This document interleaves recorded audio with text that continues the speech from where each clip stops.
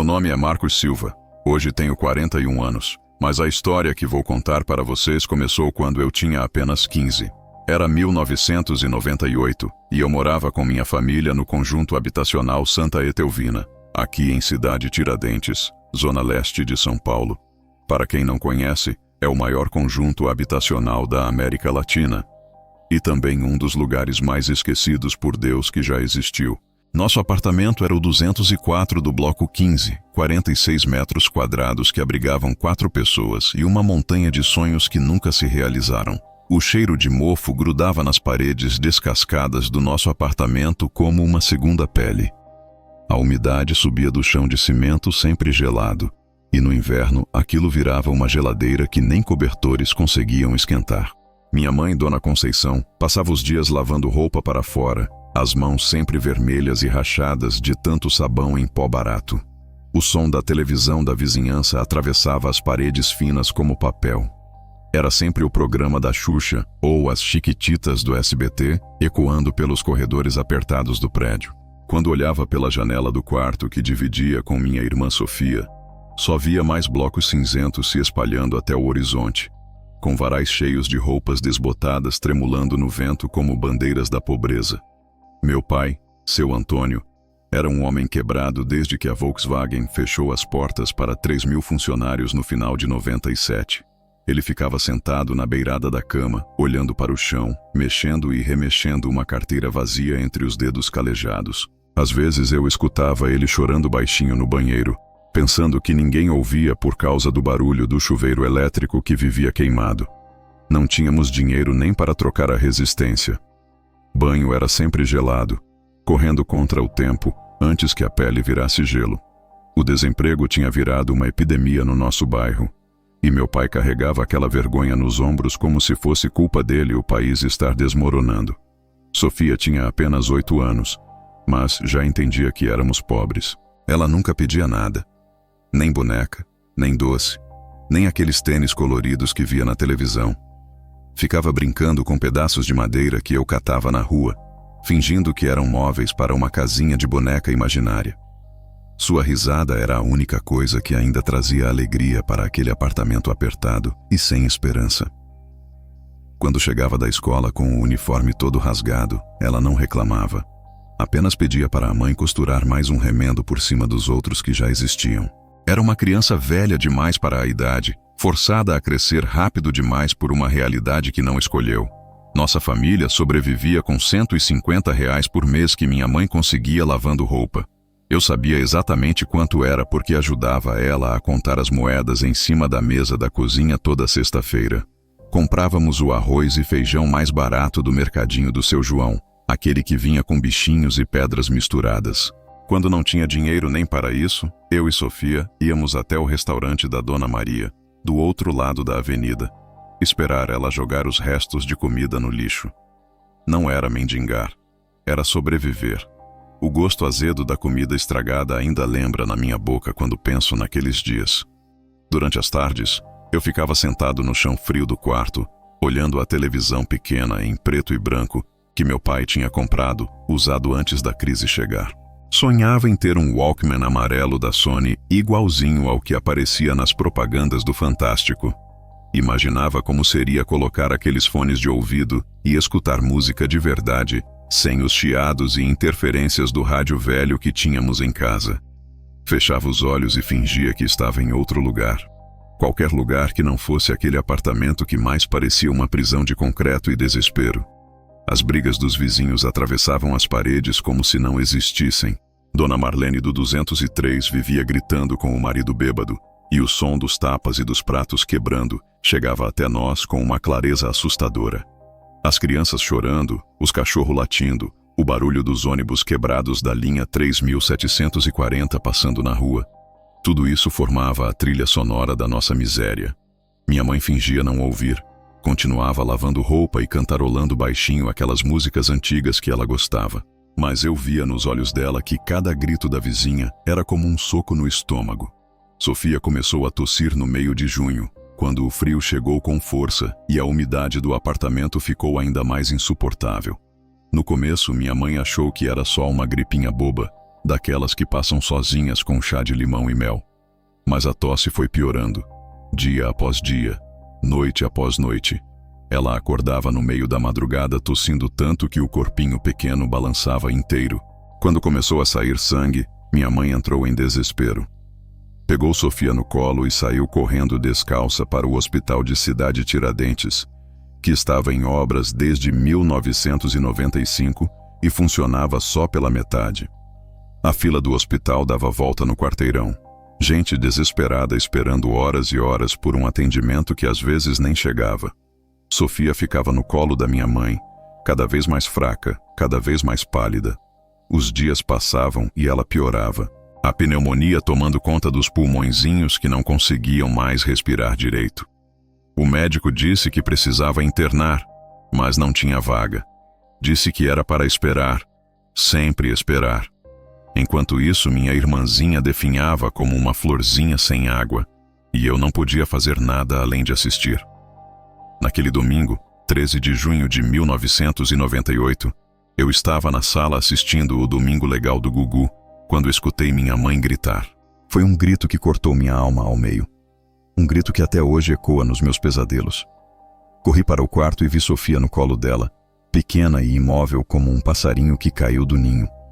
Minha mãe balançava o corpinho dela, implorando para que acordasse, para que respirasse mais uma vez. Mas os olhinhos castanhos que sempre brilhavam quando ela sorria estavam apagados para sempre. O silêncio que tomou conta daquele quarto foi o som mais ensurdecedor que já escutei na minha vida. A raiva que explodiu dentro de mim naquele momento foi maior que qualquer coisa que eu já tinha sentido. Olhei para a imagem de Jesus Cristo pendurada na parede, aquela que minha mãe beijava toda noite antes de dormir, e senti um ódio queimando no peito como fogo do inferno. Peguei o rádio Sempre Toshiba, que era nosso único bem de valor, e joguei contra a parede com toda a força que tinha. O vidro do mostrador explodiu em 1000 pedaços, cortando minha mão, mas eu nem senti a dor. Gritei para aquela imagem de Jesus até a voz sumir. Onde você estava quando ela precisava? Onde você estava quando uma criança inocente morria por falta de dinheiro? Se você existe, por que deixou isso acontecer? O sangue da minha mão pingava no chão enquanto eu amaldiçoava o céu e tudo que havia nele. Aquela noite, depois que levaram o corpo da Sofia, eu fiquei sozinho no quarto olhando para a cama vazia dela. O silêncio era pesado como chumbo, e pela primeira vez na vida, eu senti que Deus tinha mesmo me abandonado. Foi quando escutei uma voz, bem baixinha, quase um sussurro, dizendo meu nome. Pensei que fosse coisa da minha cabeça, do desespero, da dor, mas alguma coisa dentro de mim mudou naquela noite. Alguma coisa escura e prometedora começou a despertar, e eu ainda não sabia que minha vida nunca mais seria a mesma. Um ano depois da morte da Sofia, eu tinha 16 anos e trabalhava como flanelinha na estação Cidade Tiradentes do metrô. A estação tinha sido inaugurada há pouco tempo e aquilo era novidade demais para a nossa região. Uma luz de esperança no meio de tanto abandono. Eu ficava ali das 6 da manhã até as 10 da noite, guardando o carro dos poucos que tinham condições de ter um. Ganhava uns trocados que ajudavam em casa, mas principalmente ficava ali porque não suportava mais o silêncio daquele apartamento sem a risada da minha irmã. O movimento da estação, o barulho dos trens chegando e saindo, as pessoas correndo para não perder o horário. Tudo isso me distraía da dor que carregava no peito como uma pedra pesada. Era uma terça-feira, 21 de setembro de 1999, quando as coisas começaram a ficar estranhas de verdade. Eu lembro da data exata porque era aniversário de 1 ano da morte da Sofia, e eu estava com o coração ainda mais pesado que o normal. Tinha levado meu Nokia 5125 para o trabalho, um celular simples que um cliente tinha me dado de presente no mês anterior. Estava na lanchonete da Dona Maria esperando ela esquentar um pastel de queijo quando começou o programa Você Decide na televisão pequena que ficava pendurada no teto. A Glória Pires estava explicando o caso da noite e eu prestava atenção distraído, mordiscando o pastel que mais parecia papelão com óleo. Foi quando meu celular começou a tocar. Mas não era o toque normal. Era a música Asa Branca do Luiz Gonzaga tocando sozinha, sem que ninguém tivesse ligado. Peguei o aparelho na mão e vi que não tinha nenhuma chamada. A tela estava normal, mas a música continuava saindo do alto-falante como se fosse mágica. Apertei todos os botões, tentei desligar, tirei e coloquei a bateria, nada funcionava. A música continuava tocando e as pessoas ao meu redor começaram a me olhar com cara estranha. Dona Maria balançou a cabeça e murmurou qualquer coisa sobre coisas do capeta, enquanto fazia o sinal da cruz 3 vezes seguidas. De repente, no meio da confusão com o celular, eu escutei uma voz. Não era a voz de alguém que estava na lanchonete. Era uma voz que vinha de dentro da minha cabeça, mas ao mesmo tempo parecia real, como se alguém estivesse sussurrando no meu ouvido. Uma voz masculina, grave e sedutora, que falava meu nome com uma intimidade assustadora. Marcos, Marcos Silva, eu sei da sua dor, meu filho. Sei do que você precisa.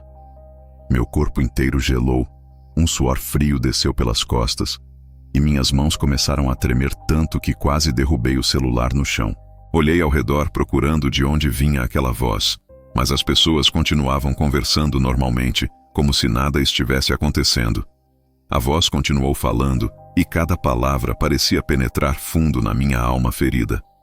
Eu conheço seus segredos, Marcos. Sei que você culpa Deus pela morte da sua irmãzinha. Sei que você tem raiva, muita raiva. E sei que você quer mais do que essa vida miserável pode oferecer. Eu engoli seco, sentindo um gosto amargo na boca, porque aquela voz estava falando exatamente o que eu sentia no fundo do coração. Como ela sabia do nome da Sofia? Como sabia dos meus pensamentos mais escondidos? Era como se alguém tivesse vasculhado minha mente e descoberto todos os meus segredos mais íntimos. A náusea subiu do estômago para a garganta, mas ao mesmo tempo eu sentia uma curiosidade mórbida, uma vontade estranha de continuar ouvindo. Nesse momento, a televisão da lanchonete começou a fazer coisas impossíveis. A imagem do programa Você Decide desapareceu, e no lugar apareceram cenas que eu nunca tinha visto na televisão. Carros de luxo, mansões enormes, pessoas vestidas com roupas caras comendo em restaurantes elegantes. Era como se fosse um canal que não existia, mostrando uma vida que eu nem sabia que era possível. As cores eram mais vivas que o normal, quase hipnóticas, e eu não conseguia desviar os olhos daquelas imagens de riqueza e poder. Dona Maria percebeu que algo estava errado e tentou mudar de canal, mas o controle remoto não funcionava. Ela bateu na televisão, xingou baixinho, mas as imagens continuavam passando como se tivessem vida própria. Os outros flanelinhas que trabalhavam comigo começaram a me olhar de forma estranha. O Carlinhos, que ficava na entrada principal, apontou para mim e disse para o pessoal: "Olha só o Marcos ali, falando sozinho que nem doido." Eu nem tinha percebido, mas estava movendo os lábios, respondendo mentalmente para aquela voz que só eu escutava. As pessoas começaram a sussurrar entre si, apontando na minha direção, e eu senti uma vergonha queimando no rosto. Mas a voz continuava ali, persistente como um zumbido no ouvido, prometendo coisas que eu nem sabia que desejava. "Não liga para eles, Marcos. Logo, logo você vai estar muito acima dessa gentalha. Muito acima de todos eles." Foi quando o seu Joaquim se aproximou de mim. Ele era um homem de 60 anos, ex-metalúrgico da Ford que tinha virado morador de rua depois das demissões em massa de 99. Dormia debaixo do viaduto ali perto, e às vezes aparecia na estação pedindo um trocado ou um resto de comida. Mas seu Joaquim tinha uma sabedoria nos olhos. Uma sabedoria triste de quem já tinha visto muita coisa ruim na vida. Ele se sentou do meu lado no banquinho de plástico e falou baixinho só para eu ouvir: "Menino, eu tô vendo você conversando com alguém que não tá aqui. Tô vendo seus olhos mudando de cor. Isso aí não é coisa boa, não. Isso aí não é de Deus." Suas palavras me atingiram como um tapa na cara, e por um momento a voz na minha cabeça ficou mais fraca. Mas foi só por um momento. Quando olhei para baixo, vi que tinham aparecido arranhões no meu braço direito. 3 riscos paralelos que não estavam ali antes, e que começaram a sangrar devagarzinho, formando uns números estranhos. 6, 6, 6. O sangue era mais escuro que o normal, quase preto, e tinha um cheiro de ferro que subia até o nariz como fumaça. Seu Joaquim viu os arranhões e se afastou de mim assustado, fazendo o sinal da cruz e murmurando uma oração baixinha. As outras pessoas na lanchonete começaram a perceber que algo muito estranho estava acontecendo, porque o cheiro de sangue se espalhou pelo ambiente como se fosse uma nuvem pesada e sufocante. Dona Maria tampou o nariz com a mão e disse que estava sentindo cheiro de coisa ruim. A voz na minha cabeça deu uma risada baixa e satisfeita. Agora você já tem minha marca, Marcos. Agora já somos parceiros. Isso que você sentiu hoje foi só o começo. Só uma pequena amostra do que posso fazer por você. Amanhã você vai entender melhor. Amanhã as coisas vão começar a mudar de verdade. E então, de repente, tudo voltou ao normal. O celular parou de tocar, a televisão voltou para o programa Você Decide, e a voz sumiu como se nunca tivesse existido. Mas os arranhões continuavam ali no meu braço, sangrando e doendo, me lembrando que aquilo não tinha sido imaginação da minha cabeça. Saí da lanchonete caminhando devagar, sentindo que minha vida tinha acabado de tomar uma direção completamente nova. E ainda não sabia se isso era uma bênção ou uma maldição. Depois daquele episódio na estação, as coisas ficaram estranhas na minha vida por vários meses. A voz não voltou mais, mas eu senti uma presença constante, como se alguém estivesse sempre me observando, esperando o momento certo para se manifestar novamente. Foi quando conheci a dona Regina Santos, uma mulher de 45 anos que morava no bloco 17 do nosso conjunto. Ela tinha sido faxineira no Hospital das Clínicas por 20 anos, até se aposentar por invalidez depois de uma queda que machucou as costas. Todo mundo no bairro sabia que a Regina mexia com essas coisas.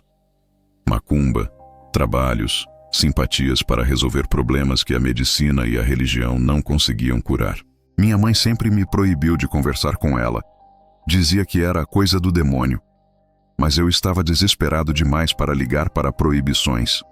A Regina tinha um jeito especial de olhar para as pessoas, como se conseguisse enxergar através da alma.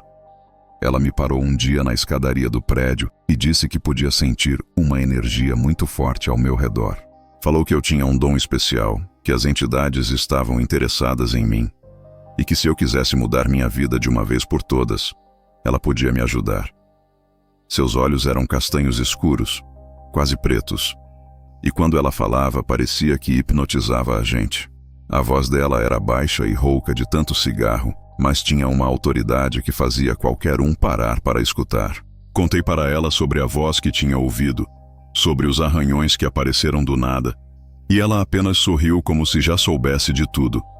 Regina me contou que também tinha um acordo especial, e por isso nunca faltava comida na casa dela enquanto todo mundo passava necessidade. Ela mostrou a geladeira sempre cheia, as roupas bonitas no guarda-roupa, o radinho novo que tocava as músicas da calcinha preta que ela adorava. Disse que há 15 anos tinha feito um pacto que mudou sua vida completamente, e que podia me ensinar como fazer a mesma coisa. Marcos, você está perdendo tempo esperando a ajuda de um Deus que não liga para a gente pobre. Tem outras forças no mundo, forças que realmente ajudam quem tem coragem de pedir. Suas palavras ecoavam na minha cabeça porque eu já estava cansado de rezar para um céu que parecia surdo às minhas súplicas. Ela me explicou que a melhor data para fazer esse tipo de trabalho seria na virada do milênio, 31 de dezembro de 1999 para 1º de janeiro de 2000. Disse que ia ser uma noite especial, quando as energias estariam mais fortes, quando o mundo antigo morreria e o novo nasceria. O local escolhido foi o cemitério de Vila Formosa, no túmulo abandonado do coronel Antônio Ferreira Lopes, que tinha morrido em 1950. Regina conhecia a história daquele túmulo.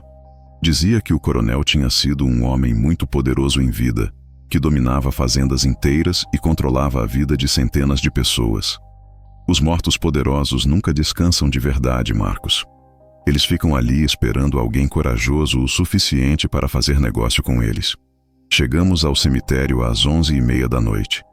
A neblina estava tão densa que mal conseguíamos enxergar 2 metros à frente, e o frio era cortante como lâmina de barbear. Regina carregava uma sacola com as coisas do ritual, velas pretas, um galo vivo que ela tinha comprado no mercado, uma garrafa de cachaça 51 e aquele radinho dela tocando calcinha preta bem baixinho para mascarar as energias negativas. O cemitério de noite era um lugar que dava medo até em gente corajosa. As sombras das árvores se mexiam com o vento como se fossem dedos esqueléticos tentando nos agarrar. Tinha uns 5 ou 6 gatos pretos observando a gente de longe, com os olhos brilhando no escuro como pequenas lanternas amarelas. O cheiro no ar era uma mistura estranha de terra úmida, flores murchas e alguma coisa mais. Alguma coisa podre que não conseguíamos identificar. O túmulo do coronel era uma construção antiga de mármore, toda rachada e coberta de limo verde. Regina acendeu as velas ao redor, formando um círculo perfeito, mas o vento gelado apagava elas de 3 em 3 vezes. Ela xingava baixinho e acendia de novo, até que finalmente conseguiu manter todas acesas ao mesmo tempo. Foi quando as coisas começaram a ficar realmente assustadoras. As sombras entre os outros túmulos começaram a se mover sozinhas, como se fossem pessoas caminhando entre as pedras. Barulhos estranhos ecoavam de todos os lados. Passos, sussurros, gemidos baixinhos que pareciam vir de debaixo da terra. Até os gatos ficaram inquietos, se afastando devagar com os pelos eriçados e fazendo aqueles sons estranhos que gato faz quando sente perigo. Regina pegou o galo pelas patas e o segurou de cabeça para baixo em cima de uma bacia de alumínio.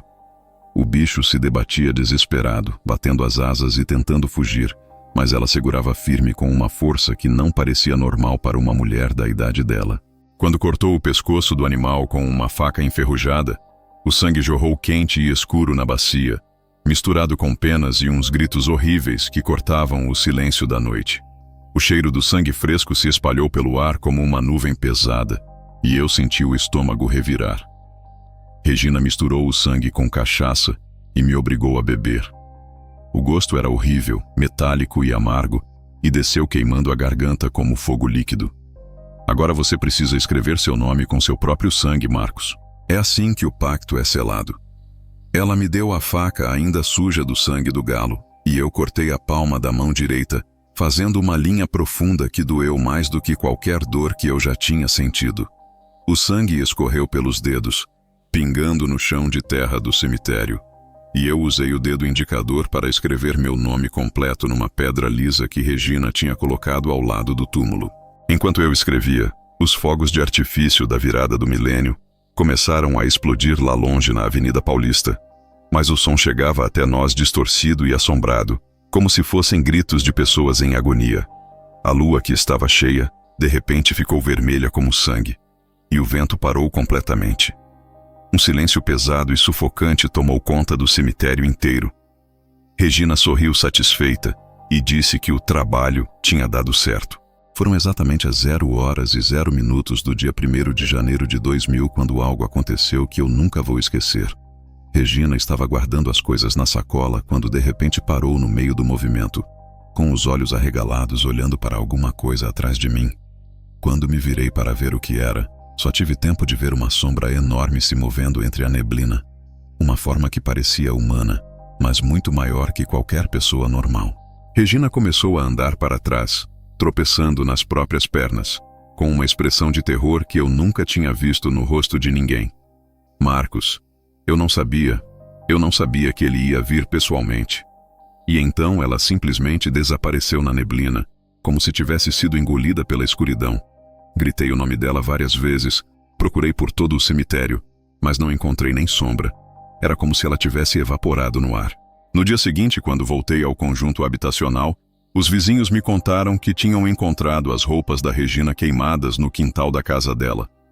As roupas estavam reduzidas a cinzas, mas ainda mantinham a forma do corpo, como se ela tivesse sido consumida por um fogo interno que queimou só ela e deixou tudo ao redor intacto.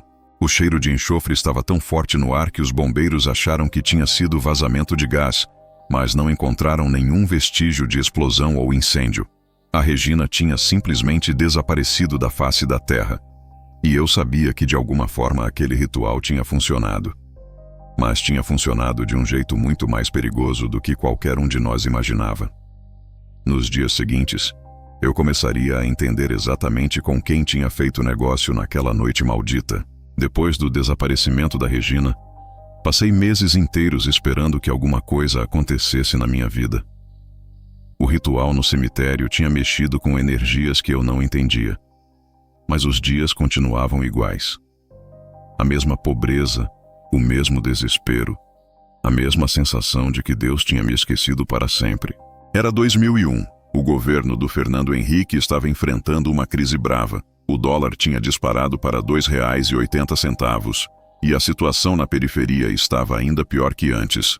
Meu pai continuava desempregado, minha mãe lavava roupa para fora ganhando cada vez menos, e eu trabalhava como flanelinha 12 horas por dia só para conseguir comprar o básico para sobreviver. A raiva que eu sentia crescia a cada dia, como um câncer se espalhando pelo meu peito. Foi numa terça-feira, 27 de março de 2001, que minha vida mudou para sempre. Eu tinha ido na casa do Robertinho, um cara do bairro que tinha conseguido comprar uma televisão maior e TV a cabo, luxo que poucos podiam pagar na nossa região. Estávamos assistindo o primeiro Big Brother Brasil, que estava fazendo o maior sucesso, e eu ficava imaginando como seria ter a vida daquelas pessoas, sem preocupação com dinheiro, sem medo do amanhã, sem precisar contar moedas para comprar pão. Saí de lá quase meia-noite, caminhando pelas ruas escuras e vazias de Cidade Tiradentes, ouvindo só o barulho distante das sirenes da rota e os últimos trens da CPTM apitando na madrugada. O ar estava pesado, carregado de uma eletricidade estranha que fazia os pelos do braço se arrepiarem. Quando passei perto do viaduto do chá, alguma coisa me puxou para lá. Não sei explicar direito. Era como se uma força invisível estivesse guiando meus passos, me levando para um lugar que eu nem tinha planejado ir. Eram 3 horas da madrugada quando cheguei lá, e o viaduto estava completamente deserto. De repente, a temperatura despencou uns 15 graus de uma vez só. Um frio que cortava até os ossos, mesmo sendo final de março. Meu hálito saía como fumaça branca, e eu comecei a tremer sem conseguir parar. As luzes da cidade começaram a piscar numa sequência estranha. Primeiro as da esquerda, depois as da direita, como se alguém estivesse brincando com um interruptor gigante. Os poucos carros que passavam na avenida abaixo de repente pararam sem explicação, os motores morrendo todos ao mesmo tempo. Foi quando ele apareceu. No começo pensei que fosse um homem normal. Estava vestido com um terno escuro, bem alinhado, e parecia ter uns 50 anos. Mas quando ele se aproximou e eu pude ver melhor o rosto, quase caí para trás de susto. Era parecido com o Silvio Santos. O mesmo sorriso, a mesma energia, mas os olhos eram completamente diferentes. Eram vermelhos como brasas acesas, brilhando no escuro com uma luz própria que machucava de olhar diretamente. Quando ele falou, a voz ecoava de todos os lados ao mesmo tempo, das estruturas metálicas do viaduto, do asfalto debaixo dos meus pés, do ar ao meu redor. Era como se o próprio ferro e concreto tivessem ganhado vida e estivessem falando comigo. Olá, Marcos. Finalmente nos encontramos pessoalmente. O cheiro de enxofre começou a se espalhar pelo ar. Sutil no começo, mas cada vez mais forte. Era um cheiro que queimava as narinas e deixava um gosto amargo na boca, como se eu estivesse respirando fumaça de fósforo queimado. Ele me estendeu a mão para cumprimentar, e quando nossos dedos se tocaram, senti uma descarga elétrica subindo pelo braço. Não doía, mas era uma sensação estranha, como se minha energia vital estivesse sendo testada, medida, avaliada. Você foi muito corajoso naquela noite no cemitério, meu jovem. Poucos têm a determinação necessária para chegar até onde você chegou. Regina era uma serva fiel, mas limitada. Você tem um potencial muito maior. Suas palavras saíam acompanhadas de pequenas nuvens de vapor, mesmo no calor da madrugada paulistana. Ele tirou do bolso interno do paletó um papel que parecia muito antigo, amarelado e com bordas queimadas. O papel tinha uma textura estranha. Era áspero como pergaminho, mas ao mesmo tempo macio como seda, e exalava um cheiro de mofo misturado com sangue seco que me fazia sentir náusea. Este é um contrato muito especial, Marcos. 20 anos de riqueza absoluta, poder além dos seus sonhos mais loucos, e tudo que você precisa para se vingar de um mundo que te tratou mal a vida inteira. Quando ele abriu o papel, as palavras começaram a se escrever sozinhas, em letras de fogo que brilhavam e se apagavam como se estivessem vivas. Estava escrito em latim, uma língua que eu nunca tinha estudado, mas estranhamente eu conseguia entender cada palavra perfeitamente. O contrato era simples, mas assustador. Eu teria 20 anos exatos, de 2001 até 2021, para desfrutar de uma riqueza que nem os homens mais poderosos do Brasil possuíam. Em troca, eu deveria realizar 7 favores ao longo desses anos. 7 tarefas que envolviam a destruição completa de 7 famílias que ele escolheria pessoalmente. Não se preocupe com os detalhes agora, Marcos. Cada favor será revelado no momento certo, e você terá toda a ajuda necessária para completá-los. Pense nisso como um estágio profissional na arte de conseguir o que se quer na vida. Ele deu uma risada baixa que fez as estruturas metálicas do viaduto vibrarem como cordas de violão. Até 2021 você será mais rico que o Ike Batista, mais poderoso que qualquer político, mais temido que qualquer bandido. Enquanto eu lia o contrato, as sirenes da polícia que sempre ecoavam pela cidade simplesmente pararam. O silêncio que tomou conta de São Paulo naquele momento era sobrenatural. Nem cachorro latindo, nem carro passando, nem vento balançando as folhas das árvores. Era como se a cidade inteira tivesse parado para testemunhar aquele momento.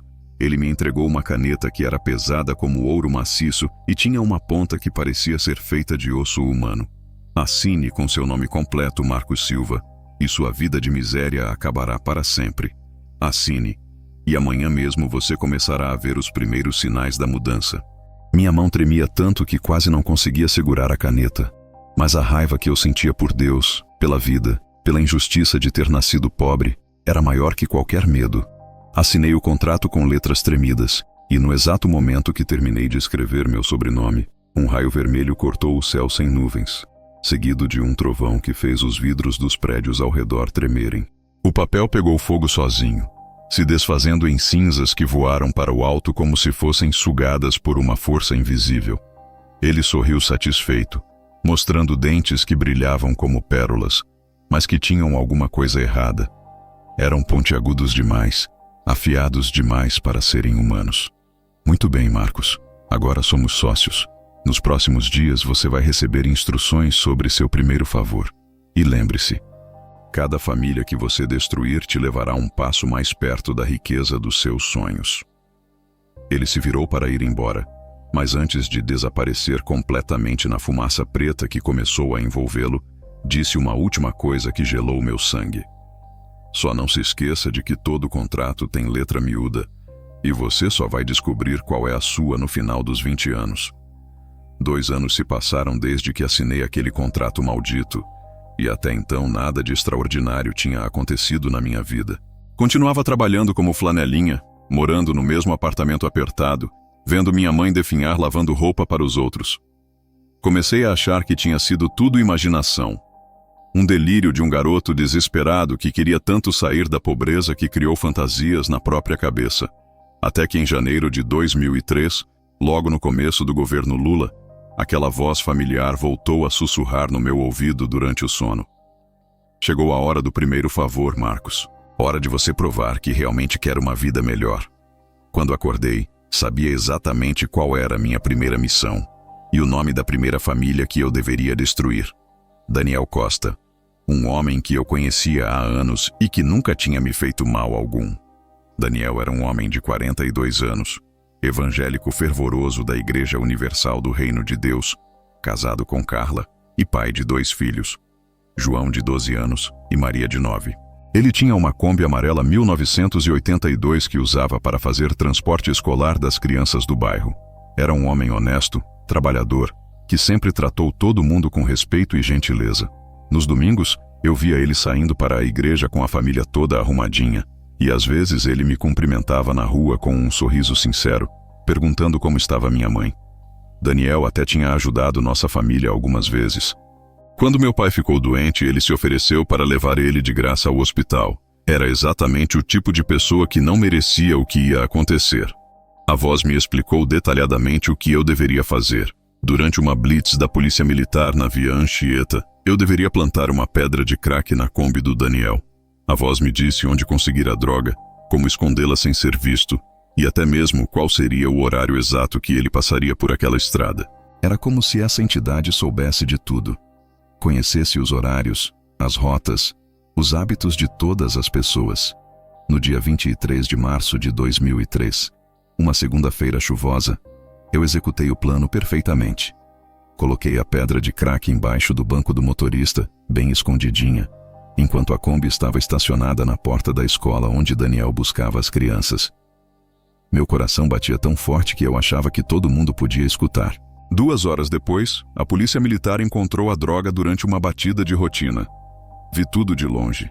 Daniel sendo algemado na frente das crianças que transportava, gritando que era inocente, que nunca tinha mexido com drogas na vida. Pelos meus filhos, seu delegado, pelo amor de Deus, eu sou crente, eu nunca fiz isso na minha vida. As lágrimas descendo pelo rosto dele enquanto era empurrado para dentro da viatura. E as crianças da escola chorando, sem entender por que o tio Daniel estava sendo preso. Carla chegou correndo quando soube da notícia, desabou na delegacia gritando e se debatendo, tentando explicar para os policiais que o marido era incapaz de fazer aquilo. Mas ninguém acreditava. Para eles, era só mais um vagabundo da periferia tentando ganhar dinheiro fácil. As consequências foram devastadoras e rápidas. Daniel perdeu o alvará para trabalhar com transporte escolar, perdeu a confiança de todos os clientes e ficou marcado no bairro como traficante. Os vizinhos evangélicos, que antes o cumprimentavam com carinho, começaram a se afastar da família sussurrando: "Olha só, Deus castigou mesmo. Deve ter algum pecado escondido aí." Carla, que era dona de casa e nunca tinha trabalhado fora, se viu obrigada a sustentar a família sozinha. Começou vendendo doces na porta da escola, depois passou a fazer faxina em casas de família, mas o dinheiro nunca era suficiente. João e Maria, que antes eram crianças alegres e bem cuidadas, começaram a chegar na escola com fome, com roupa suja, perguntando para todo mundo: "Quando o papai vai voltar para casa?" Daniel ficou preso na penitenciária de Franco da Rocha, numa cela úmida e superlotada, onde baratas subiam pelas paredes como se fossem donas do lugar. Ele, que sempre foi um homem de fé, começou a questionar a existência de Deus. Escrevia cartas para Carla falando que não entendia por que aquilo estava acontecendo, que tinha passado a vida inteira servindo ao Senhor e agora estava sendo tratado como bandido. Nas cartas, dizia que os outros presos zombavam da religião dele, que era espancado por se recusar a participar das rebeliões, que chorava todas as noites pensando nos filhos crescendo sem o pai. A fé que um dia foi sua fortaleza se transformou em questionamento, depois em revolta, e por fim, em desespero total. Enquanto a família de Daniel se desintegrava, eu comecei a ver os primeiros sinais da minha recompensa. No exato dia que ele foi preso, ganhei R$50 mil na loteria com números que apareceram no meu sonho. Não era uma quantia absurda, mas para alguém que nunca tinha tido nem R$50 na carteira, parecia uma fortuna. Usei o dinheiro para comprar uma Kombi 1978 e começar meu próprio negócio de transporte alternativo.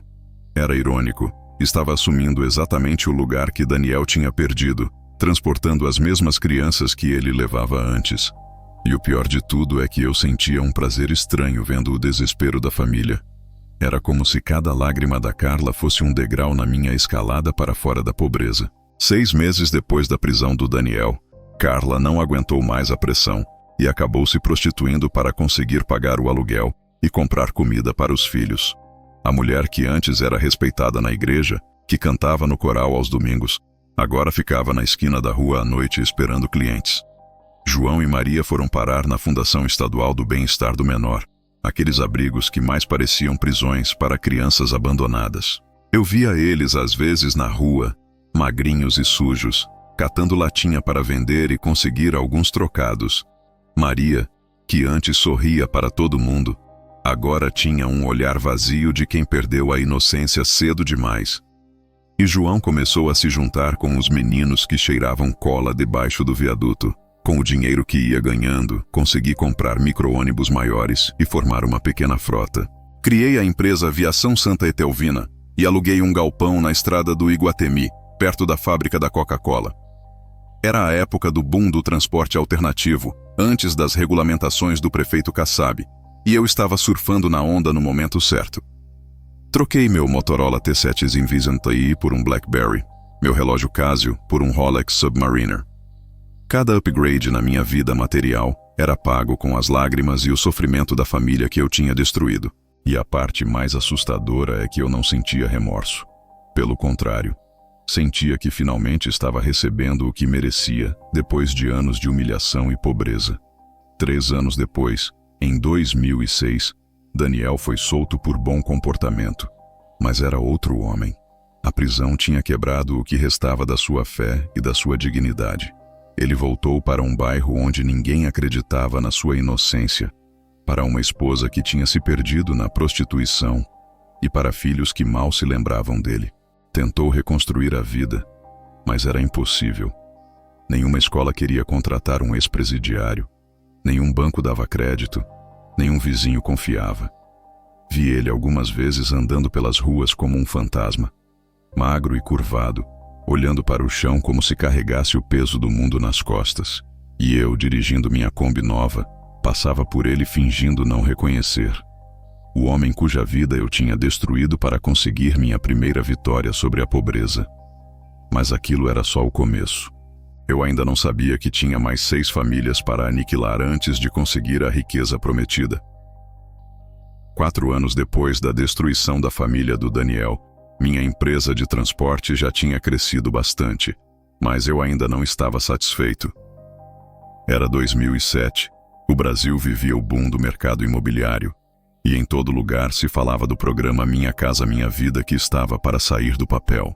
Foi quando a voz voltou a sussurrar no meu ouvido, dessa vez durante uma madrugada de insônia. Está na hora do segundo favor, Marcos. Dessa vez você vai aprender a usar outra ferramenta, a sedução.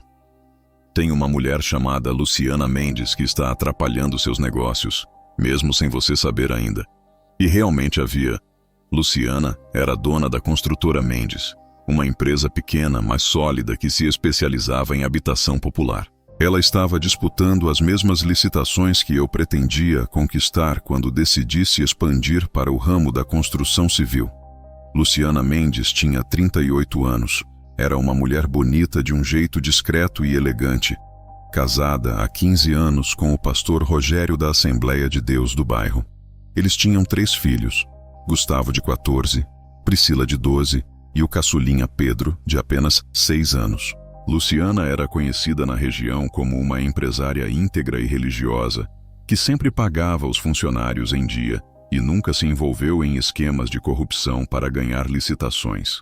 Sua construtora havia erguido mais de 300 casas populares nos últimos 5 anos, todas com qualidade acima da média para o preço que cobrava.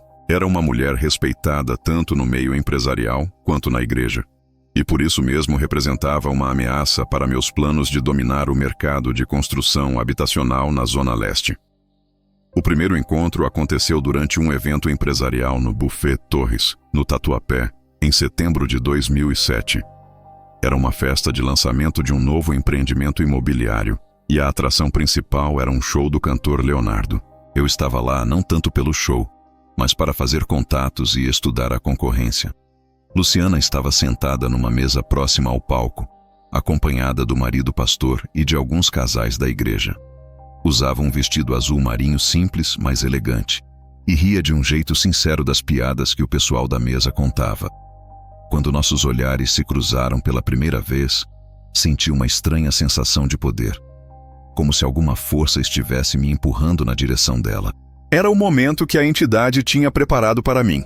Aproximei-me da mesa durante o intervalo do show, apresentei-me como empresário do ramo de transportes com interesse em diversificar para a construção civil. Pastor Rogério me cumprimentou com aquela cordialidade típica dos evangélicos. E Luciana apertou minha mão com um sorriso profissional, mas cauteloso. Conversei com ele sobre negócios, família, fé, assuntos que normalmente não me interessavam, mas que naquela noite saíam da minha boca com uma naturalidade e charme que eu mesmo não sabia que possuía. Era como se as palavras certas fossem colocadas na minha língua por alguém que conhecia exatamente o que cada pessoa queria ouvir. Luciana começou a me olhar com interesse crescente e eu percebi que algum tipo de magnetismo sobrenatural estava funcionando a meu favor. Durante as semanas seguintes, comecei a aparecer casualmente em lugares onde sabia que encontraria Luciana. No supermercado onde ela fazia compras, na academia que frequentava, na lanchonete onde almoçava durante a semana. Sempre com uma desculpa plausível. Estava visitando um cliente, conhecendo fornecedores, explorando oportunidades de negócio na região. Nossas conversas foram ficando mais longas e íntimas. Ela me contava sobre as dificuldades de ser mulher no ramo da construção civil, sobre os desafios de conciliar trabalho e família, sobre pequenas frustrações do casamento que qualquer esposa normal teria. Eu ouvia com atenção genuína, oferecia conselhos sensatos e gradualmente fui me tornando uma presença reconfortante na vida dela. Era uma sedução sutil e paciente, muito diferente da brutalidade que havia usado contra Daniel. O primeiro beijo aconteceu em dezembro de 2007, no estacionamento de um shopping center após uma reunião de trabalho que ela tinha tido com fornecedores. Luciana chorou depois. Isso é pecado, Marcos. Eu amo meu marido, amo meus filhos. Não sei o que está acontecendo comigo. Mas mesmo chorando, ela não conseguia se afastar. Era como se eu tivesse se tornado uma droga para ela. Quanto mais tentava resistir, mais viciada ficava. Começamos a nos encontrar em motéis discretos, sempre com ela se debatendo entre a culpa cristã e uma paixão que parecia maior que sua força de vontade. Ela dizia que orava todos os dias pedindo forças para terminar aquilo, mas voltava sempre para mais um encontro, mais uma tarde de pecado que a corroía por dentro. Os encontros secretos duraram quase um ano inteiro. Luciana estava vivendo uma dupla vida que a estava destruindo psicologicamente. Na igreja continuava sendo a esposa exemplar e mãe dedicada, mas comigo se transformava numa mulher desesperada por afeto e compreensão. Pastor Rogério, homem simples e confiante, não desconfiava de nada. Continuava tratando a esposa com o mesmo carinho de sempre, sem imaginar que ela estava cometendo adultério com um homem que pretendia destruir sua família. Durante esse período, usei minha influência sobre Luciana para conseguir informações privilegiadas sobre licitações, contratos e estratégias de negócio. Ela me contava tudo sem perceber que estava sendo manipulada para prejudicar a própria empresa. A situação explodiu em novembro de 2008, quando alguém da congregação viu Luciana saindo de um motel comigo e contou para o pastor. A confrontação foi devastadora. Rogério chegou em casa no meio da noite. Acordou a família inteira e exigiu que Luciana confessasse tudo na frente dos filhos. Fala para eles, Luciana. Fala para os nossos filhos que tipo de mãe eles têm. Fala que você traiu Deus, traiu sua família, traiu tudo que a gente construiu junto. Os gritos ecoavam pela casa. As crianças choravam sem entender o que estava acontecendo. E Luciana se ajoelhou no chão pedindo perdão e implorando uma segunda chance. Mas o estrago já estava feito. A confiança havia sido quebrada para sempre. E Rogério era orgulhoso demais para aceitar viver com uma mulher adúltera. O processo de separação foi brutal e público. A igreja expulsou Luciana da congregação numa reunião onde ela foi humilhada na frente de toda a comunidade religiosa. Rogério conseguiu a guarda dos 3 filhos, alegando abandono do lar e comportamento inadequado da mãe. A construtora dela perdeu a licitação para construir 500 casas do programa Minha Casa Minha Vida. Justamente a licitação que eu ganhei, usando as informações que ela tinha me fornecido inconscientemente. No auge do desespero, vendo que havia perdido os filhos, o marido, a empresa e a dignidade, Rogério tomou uma decisão trágica. Numa madrugada de janeiro de 2009, ele pulou do 23º andar do edifício Copan, deixando uma carta que dizia: Deus me perdoe, mas não consigo mais viver sabendo que fracassei como marido e como pai. Luciana enlouqueceu completamente depois do suicídio do marido. Começou a vagar pelas ruas falando sozinha, culpando-se pela morte dele, implorando perdão para fantasmas que só ela conseguia ver. Eu a encontrei meses depois vivendo debaixo de um viaduto, com os cabelos brancos de tanta preocupação, vestindo roupas rasgadas e fedorentas. Quando me viu, seus olhos ficaram arregalados de terror e ela gritou: Você tem cheiro de enxofre, você é o demônio, foi você que me levou para o inferno. Antes de sair correndo, ela disse mais uma coisa que me gelou o sangue. Eu sei quem você é de verdade, Marcos Silva, e sei que um dia você vai pagar por tudo o que fez. Naquele momento, comprando a construtora dela por 10% do valor real, eu havia faturado 50 milhões de reais com o programa habitacional do governo. Mas pela primeira vez desde que assinei aquele contrato, comecei a sentir que talvez o preço da minha riqueza fosse alto demais. Com os 50 milhões que ganhei comprando a construtora da Luciana, mudei minha vida completamente. Comprei uma mansão de 8 milhões de reais no Morumbi, bem próxima às casas dos jogadores do São Paulo Futebol Clube.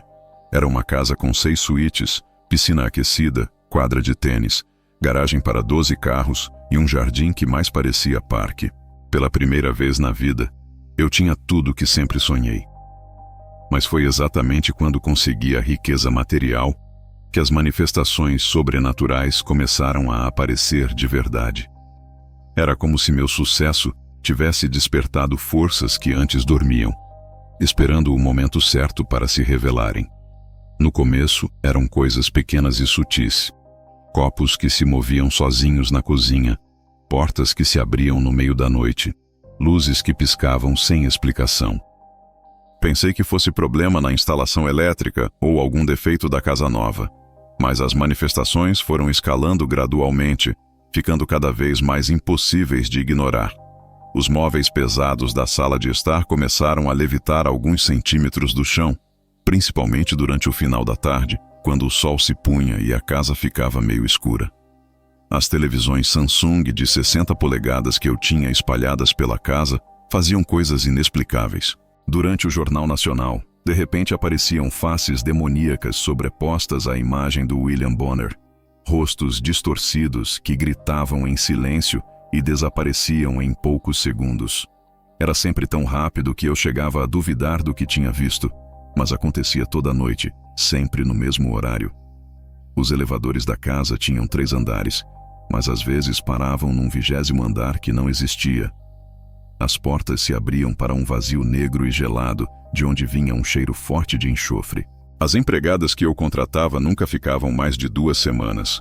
Todas saíam correndo com as mesmas reclamações.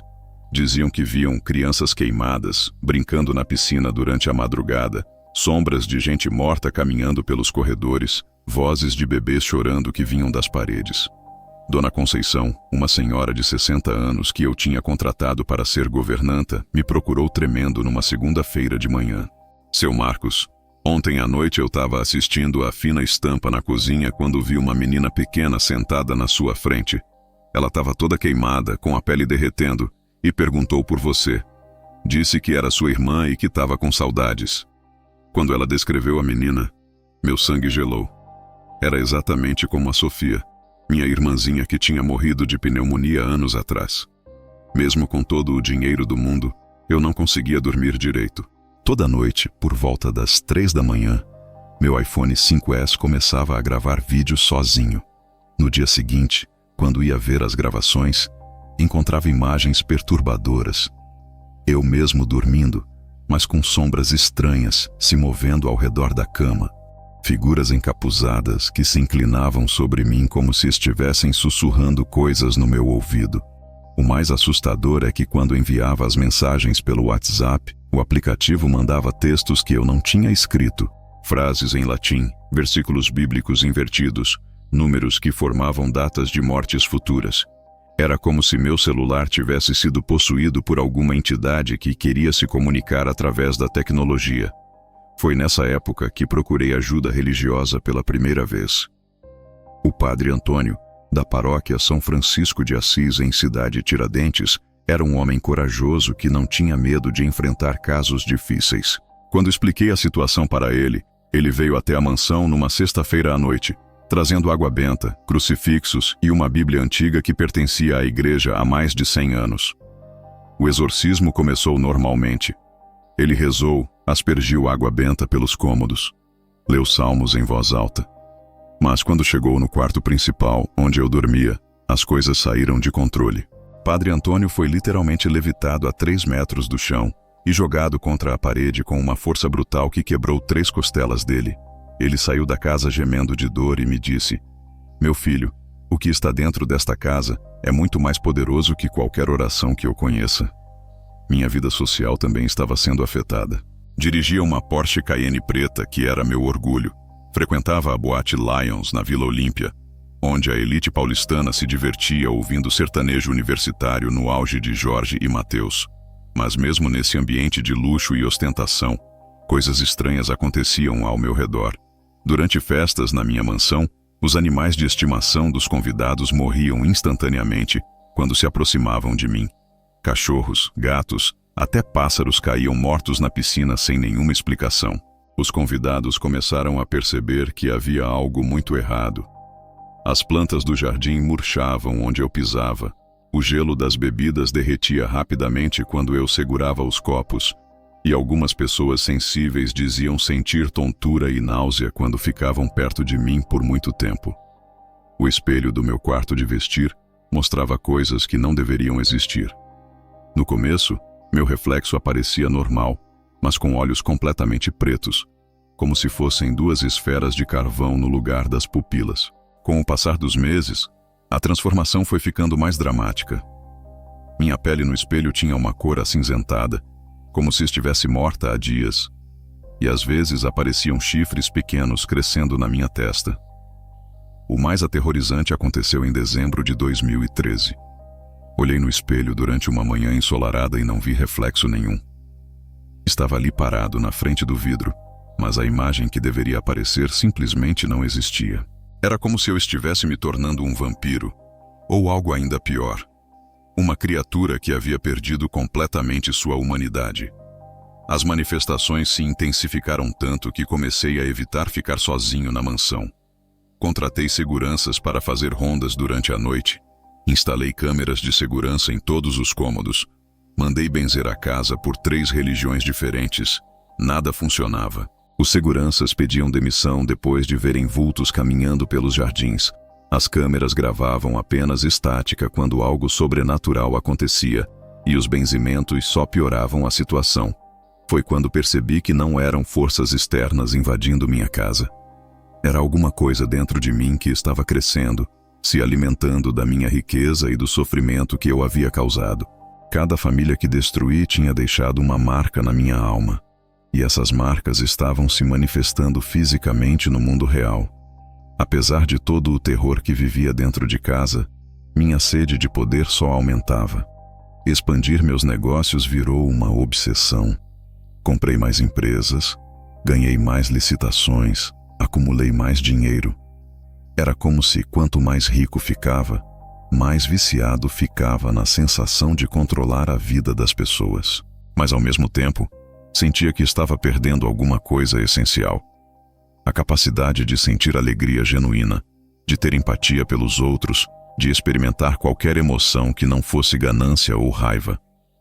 Era como se minha humanidade estivesse sendo drenada gota a gota, substituída por alguma coisa fria e calculista que nem eu mesmo reconhecia.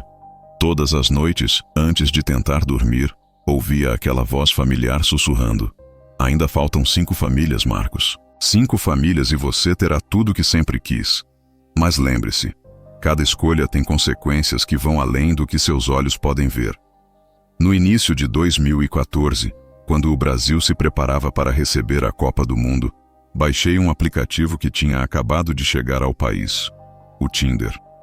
Minha vida amorosa sempre foi complicada depois que comecei a fazer aqueles favores, porque as mulheres pareciam sentir instintivamente que havia algo errado comigo. Algumas fugiam depois de uma noite, outras aguentavam algumas semanas, mas sempre terminavam com pesadelos ou crises de ansiedade inexplicáveis. Foi navegando pelos perfis do aplicativo que encontrei Amanda, uma moça de 24 anos, formada em marketing digital pela Uninove, com um sorriso bonito e olhos que pareciam familiares, embora eu tivesse certeza de nunca ter visto ela antes. Seu perfil dizia que trabalhava numa agência de publicidade e adorava cinema. Demos match imediatamente e começamos a conversar todos os dias. Amanda era diferente das outras mulheres que eu tinha conhecido.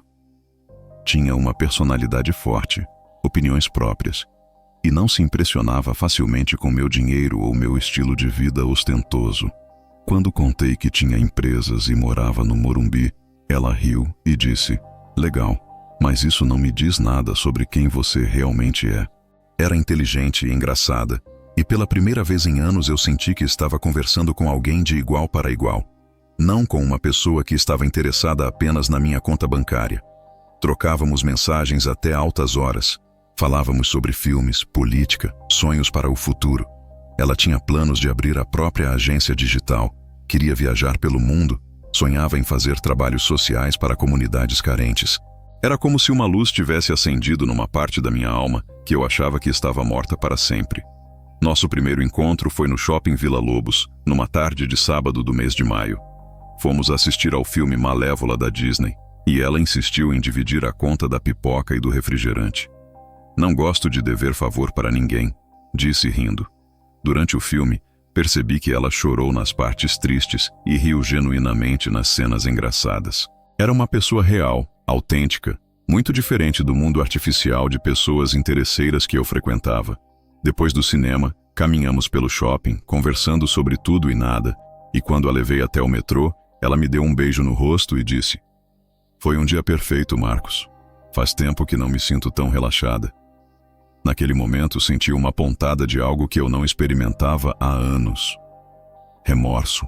Remorso por estar me envolvendo com uma pessoa boa enquanto eu carregava tanta escuridão dentro de mim. Os meses seguintes foram os mais felizes que tive desde a infância. Amanda trouxe leveza para minha vida. Ela ria das minhas piadas bobas, me fazia assistir filmes antigos que eu nunca teria visto sozinho. Cozinhava pratos simples que tinham mais sabor que qualquer comida de restaurante caro. Por causa dela, comecei a questionar minhas escolhas, a pensar se realmente precisava de tanto dinheiro, se valia a pena continuar fazendo aqueles favores terríveis. Nas manhãs de domingo, ficávamos na cama conversando sobre planos para o futuro, e pela primeira vez em anos eu conseguia imaginar uma vida diferente. Uma vida onde eu fosse apenas Marcos, não o empresário rico que tinha vendido a alma. Ela me fazia querer ser uma pessoa melhor, e isso ao mesmo tempo me dava esperança e me apavorava. Foi durante a Copa do Mundo que tudo mudou. Era 8 de julho de 2014, semifinal entre Brasil e Alemanha, e estávamos assistindo ao jogo na minha mansão junto com alguns amigos dela. O ambiente estava festivo, todo mundo acreditando que o Brasil ia para a final, até que os alemães começaram a fazer gol atrás de gol. 1-0, 2-0, 3-0. A festa foi virando velório, e no final do primeiro tempo já era 5-0 para a Alemanha. Amanda estava mexendo no celular, meio distraída com a tragédia que estava acontecendo na televisão, quando de repente ela ficou muito séria. Estava olhando fotos antigas no Facebook, aquelas que a rede social faz questão de relembrar, quando encontrou uma imagem que a fez empalidecer completamente. Era uma foto de 2003, do aniversário de 15 anos dela, onde aparecia abraçada com o pai numa festa simples mas alegre. Quando ela me mostrou a foto, meu mundo desabou. O homem que aparecia abraçado com Amanda, sorrindo com o orgulho da filha que estava crescendo, era Daniel Costa. O primeiro homem cuja vida eu tinha destruído, a primeira família que aniquilei para conseguir minha ascensão. Amanda era a filha do Daniel, a menina de 9 anos que tinha virado adolescente e depois mulher, enquanto o pai dela apodreceu na prisão por um crime que eu mesmo cometi. Ela tinha mudado o sobrenome para o da mãe depois da separação dos pais, por isso eu nunca fiz a conexão. Mas agora, olhando para aquela foto, eu via claramente os traços do Daniel no rosto dela, os mesmos olhos castanhos, o mesmo sorriso sincero, a mesma bondade natural que eu tinha visto no pai dela anos atrás. "Você conhece meu pai?"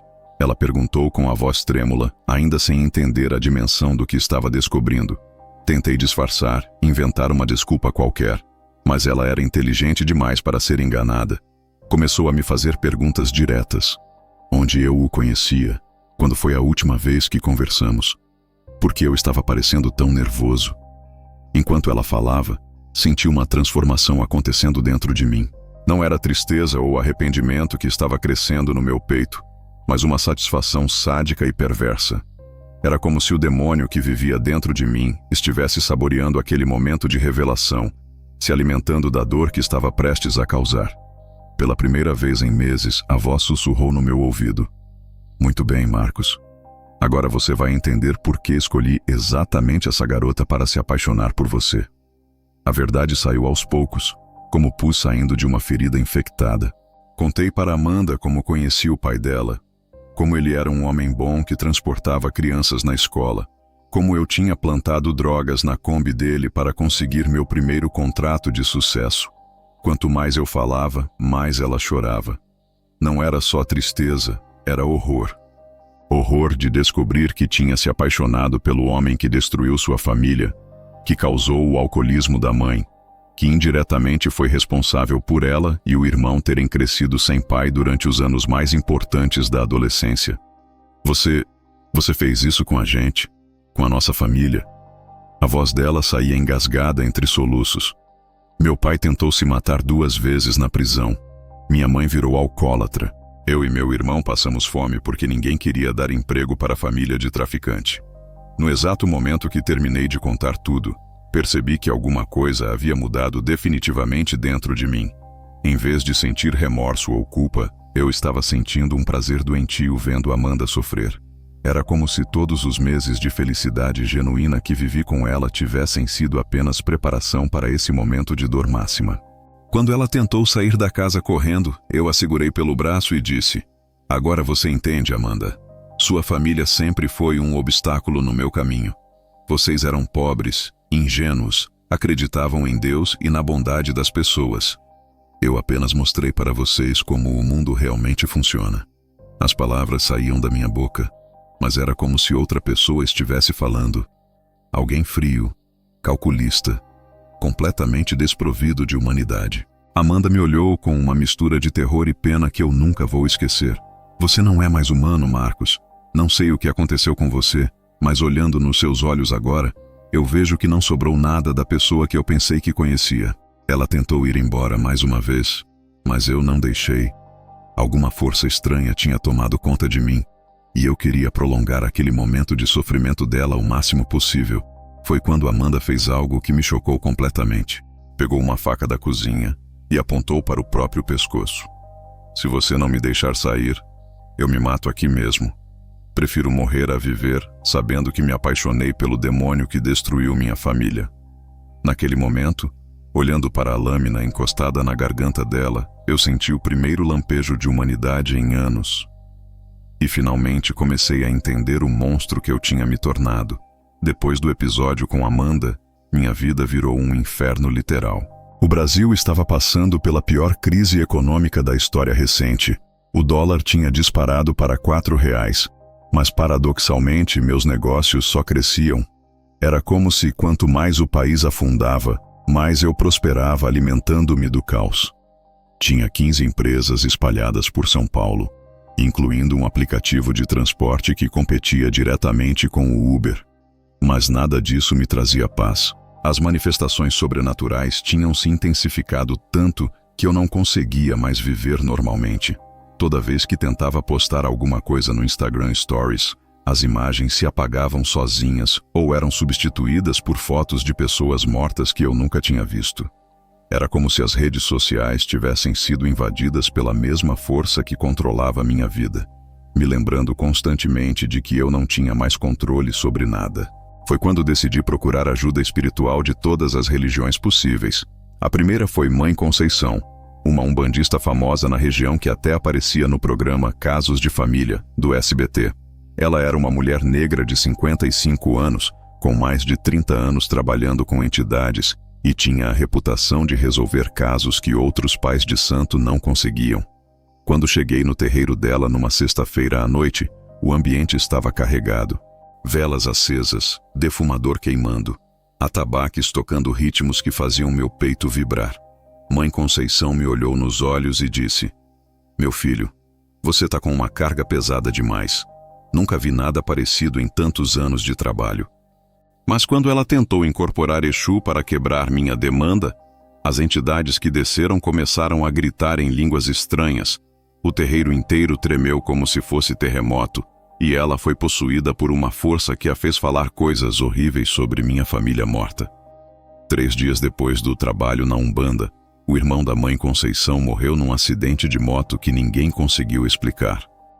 Ele estava parado no sinal quando a motocicleta simplesmente explodiu sem motivo aparente. Era a primeira morte que acontecia por causa das minhas tentativas de livramento, mas infelizmente não seria a última.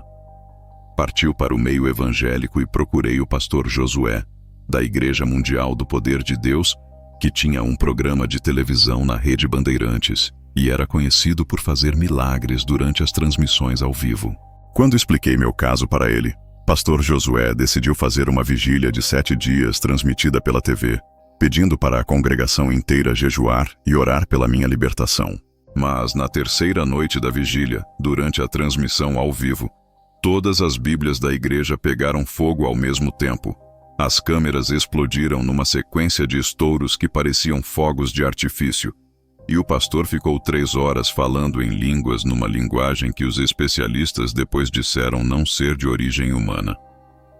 O filho do pastor Josué, um menino de apenas 10 anos, foi encontrado morto no quarto 2 semanas depois, sem nenhuma marca de violência ou sinal de doença. Simplesmente havia parado de respirar durante o sono. A dor daquele homem de Deus me atingiu de uma forma diferente. Vi ele chorando no velório, perguntando para Deus por que tinha perdido o filho depois de tentar ajudar alguém em nome da fé. Foi quando percebi que minhas tentativas de libertação estavam matando pessoas inocentes, mas mesmo assim, eu não conseguia parar. O desespero era maior que qualquer consideração moral. Procurei então o padre Benedito do Santuário Nacional de Aparecida, um homem de 60 anos que tinha experiência com casos de possessão e exorcismo. Ele veio pessoalmente até São Paulo numa quarta-feira de cinzas, trazendo relíquias sagradas e água benta que havia sido abençoada pelo próprio Papa. O exorcismo foi marcado para acontecer durante uma novena de Santa Rita de Cássia, com a presença de mais 5 padres que vieram ajudar no ritual. Mas quando começaram a rezar, Padre Benedito foi levitado 3 metros do chão e sua cabeça bateu no teto da capela com tanta força que ele ficou em coma por uma semana inteira. Os outros padres fugiram apavorados, deixando o homem de Deus sozinho no hospital, e sua sobrinha, uma freira de 25 anos, morreu no convento 3 dias depois, aparentemente de parada cardíaca, mas sem nenhum histórico de problemas no coração. Era a terceira morte, e eu comecei a entender que quanto mais gente tentava me ajudar, mais pessoas próximas delas morriam, como forma de castigo ou aviso. Desesperado, decidi expandir minha busca para outras religiões. Procurei o Rabino David da comunidade judaica de São Paulo, um homem estudioso da Cabala que conhecia rituais antigos de purificação espiritual. Quando ele tentou ler a Torá para quebrar o que chamou de clipá, que estava grudada na minha alma, o pergaminho sagrado se desfez em cinzas na frente dos nossos olhos. A sinagoga foi invadida por centenas de morcegos que apareceram do nada, e o rabino ficou cego por 2 semanas. Sua mãe de 90 anos, que era uma sobrevivente do Holocausto, morreu dormindo na mesma noite, levando com ela histórias de fé e resistência que nunca mais seriam contadas. Era a 4ª morte, e a culpa estava me consumindo tanto quanto a maldição que carregava. Numa tentativa ainda mais desesperada, viajei até o Xingu para encontrar o pajé Jurema, um curandeiro indígena que usava a ayahuasca para a comunicação com espíritos ancestrais.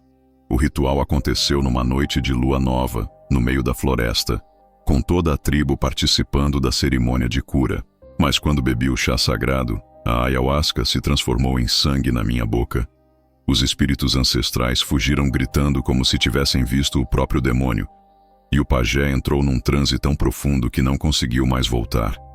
Ficou 3 dias falando com mortos que só ele podia ver.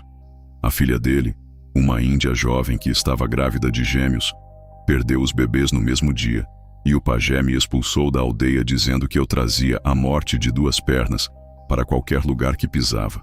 Como último recurso, procurei um centro espírita kardecista na Vila Madalena, onde um médium famoso chamado João fazia psicografia e comunicação com espíritos evoluídos.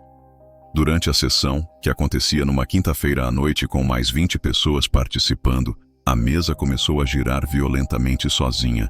Os espíritos se recusaram a descer dizendo que havia uma entidade muito poderosa bloqueando a comunicação, e o médium João teve um colapso nervoso que o deixou internado por 1 mês. A esposa dele, que também era médium, morreu de AVC no dia seguinte, mesmo sendo uma mulher saudável de 40 anos. Era a sexta morte. 6 pessoas inocentes que morreram porque tentaram me ajudar. 6 famílias destroçadas por causa dos meus pecados. O desespero tinha chegado ao ponto máximo. Tentei me matar de todas as formas possíveis. Enforcamento, veneno, arma de fogo, até mesmo pulando do 20º andar de um prédio. Mas nada funcionava. As cordas se desfaziam. O veneno virava água na minha boca. As balas ricocheteavam na minha testa sem deixar nem arranhão. E quando pulava de prédios, acordava na minha cama como se nada tivesse acontecido.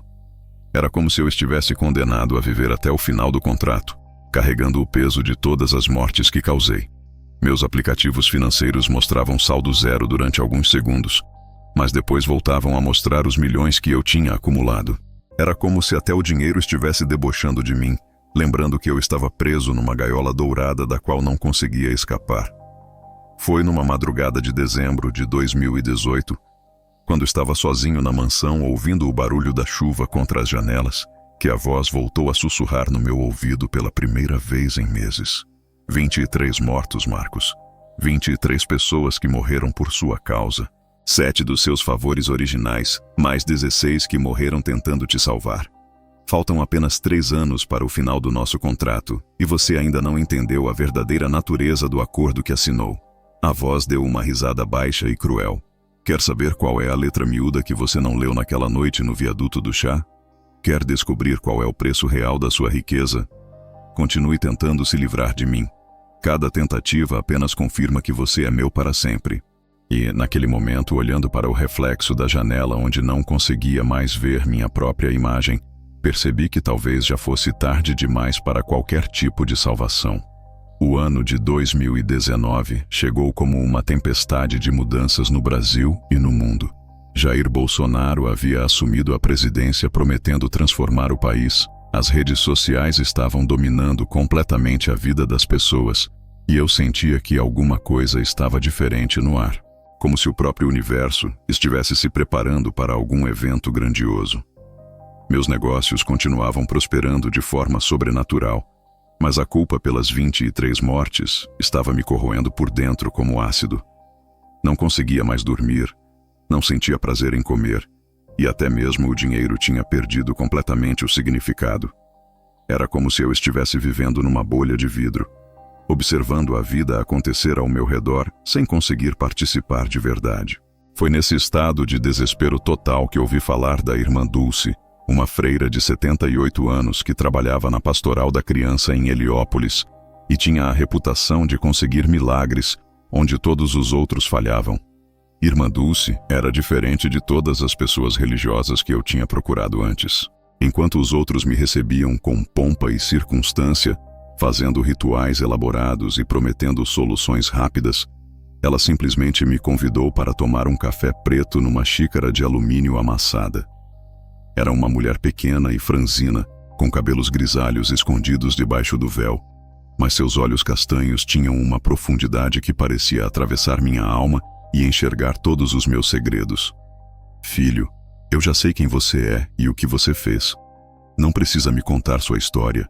Ela está escrita no seu rosto, na sua postura, no jeito que você desvia o olhar quando fala. O que preciso saber é se você realmente quer mudar ou se está apenas procurando uma forma de continuar sendo rico sem carregar a culpa. Suas palavras me atingiram como socos no estômago.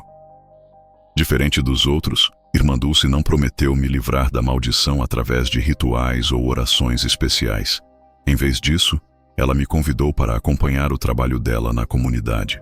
Distribuir comida para famílias carentes, visitar crianças doentes no hospital, ajudar idosos que não tinham ninguém no mundo.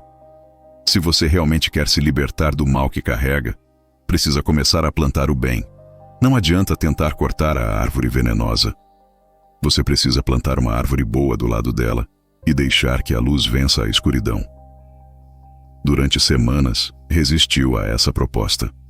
Meu orgulho não permitia que eu fosse visto fazendo trabalho social, ainda mais numa favela. Mas alguma coisa na simplicidade daquela mulher me intrigava de uma forma que eu não conseguia explicar. Era como se ela fosse a única pessoa no mundo que não tinha medo de mim. Foi ela quem me contou sobre a missa campal que aconteceria no dia 13 de maio, festa de Nossa Senhora de Fátima, no campo de futebol do Conjunto Santa Etelvina. Exatamente o mesmo lugar onde eu jogava bola quando era criança, antes da vida virar o inferno que se tornou. A missa seria transmitida ao vivo pela TV Canção Nova para todo o Brasil, e Irmã Dulce disse que seria uma ocasião especial. Às vezes Deus escolhe os lugares mais simples para fazer os maiores milagres, meu filho. Esse campo onde você brincava na inocência pode ser o lugar onde você reconquiste sua alma. Tentei resistir, inventei 1000 desculpas, mas no fundo sabia que não tinha mais escolha. Era minha última esperança antes de me entregar completamente à escuridão que havia escolhido.